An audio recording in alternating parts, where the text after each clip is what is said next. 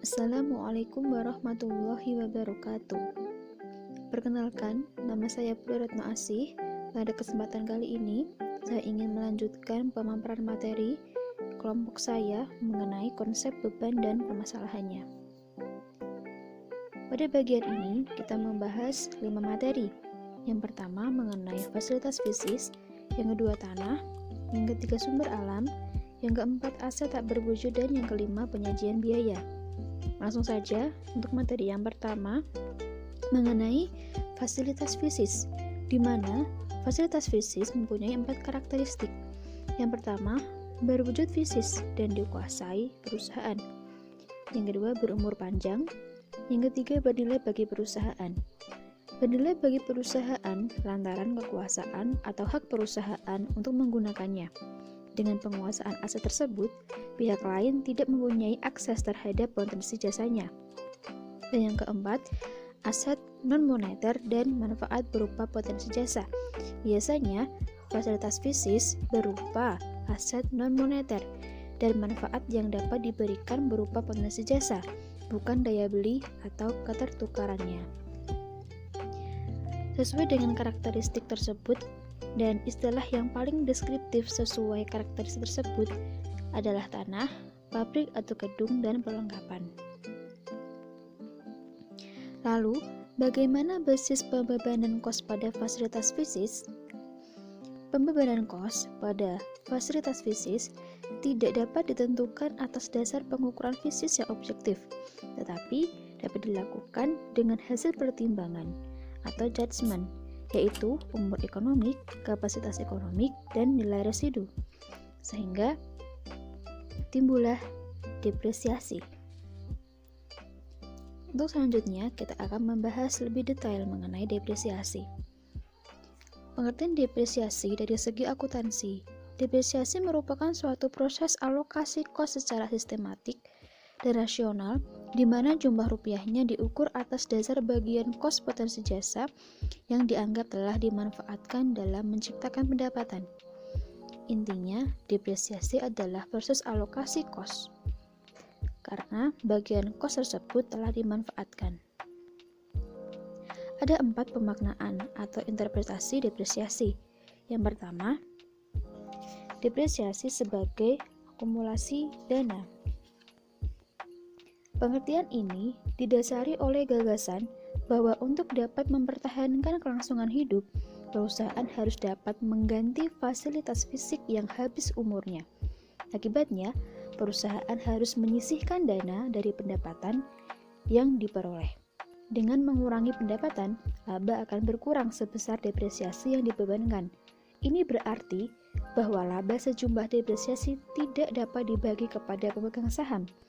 Nah, jadi, laba ini dianggap sebagai dana untuk membeli kembali fasilitas fisik di kemudian hari. Yang kedua, depresiasi sebagai pemulihan investasi. Konsep pemulihan investasi secara konseptual sama dengan pandangan depresiasi sebagai proses akumulasi dana, tetapi dianggap bahwa fasilitas fisik didanai dengan utang. Agar perusahaan mampu membayar kembali investasinya, maka harus dilakukan penyisihan dana dengan cara mengurangi pendapatan perusahaan sebesar depresiasi. Yang ketiga, depresiasi sebagai proses penilaian. Pendefinisian depresiasi sebagai bagian kos yang dibebankan secara sistematik dan rasional merupakan pemaknaan depresiasi secara sintaktik. Artinya, depresiasi didefinisikan sebagai penerapan prosedur. Yang keempat, depresiasi sebagai sarana penandingan kos dengan kontribusi pendapatan neto. Pemaknaan depresiasi ini sebenarnya sama dengan pemaknaan depresiasi secara konvensional, yaitu alokasi kos atas dasar pola penyerapan. Perbedaannya adalah pola penyerapan tidak langsung didasarkan atas penyerapan jasa, tetapi atas dasar pendapatan neto yang dihasilkan oleh fasilitas fisik bersangkutan. Untuk selanjutnya, yaitu mengenai metode alokasi pada depresiasi. Bila depresiasi dimaknai sebagai alokasi kos secara sistematik dan rasional, bukan sebagai proses penilaian, metode manakah yang dapat disebut sistematik dan rasional? Metode yang paling rasional adalah metode yang mendasarkan diri pada aliran penyerapan kapasitas data tersebut. Sehingga dengan kata lain, metode yang paling tepat adalah metode unit produksi.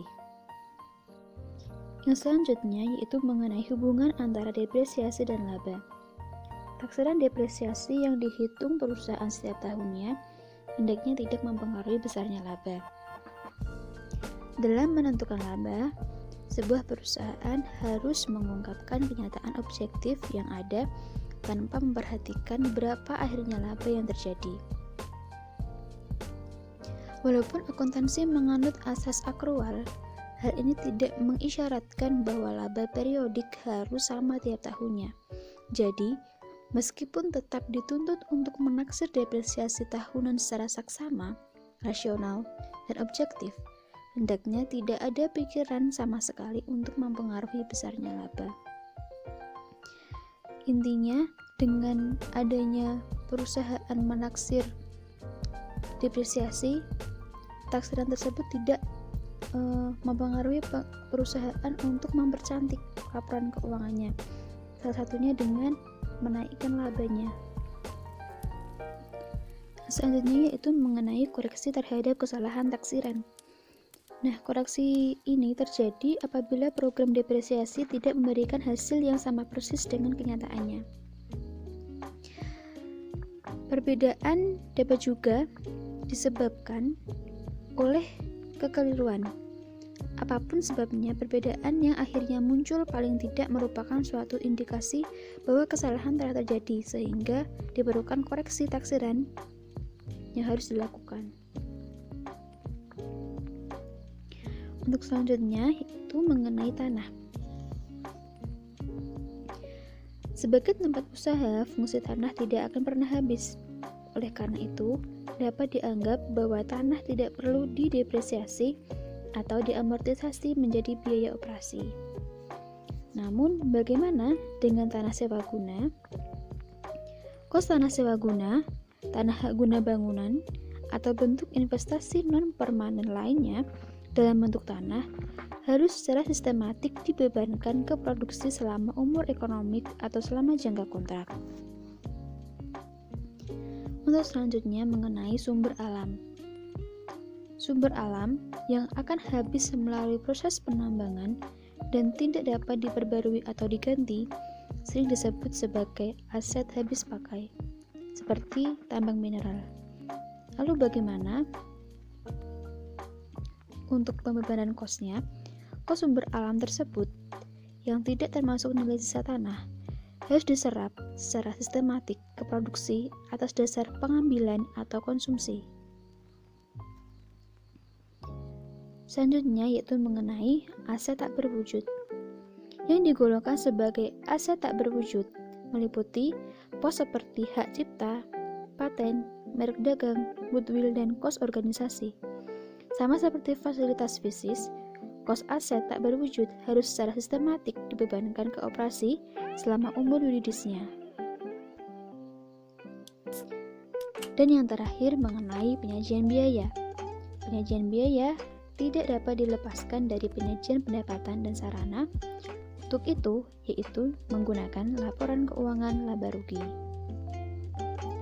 Sekian presentasi dari saya. Kurang lebihnya saya mohon maaf. Semoga bermanfaat. Dan saya kembalikan ke moderator. Wassalamualaikum warahmatullahi wabarakatuh.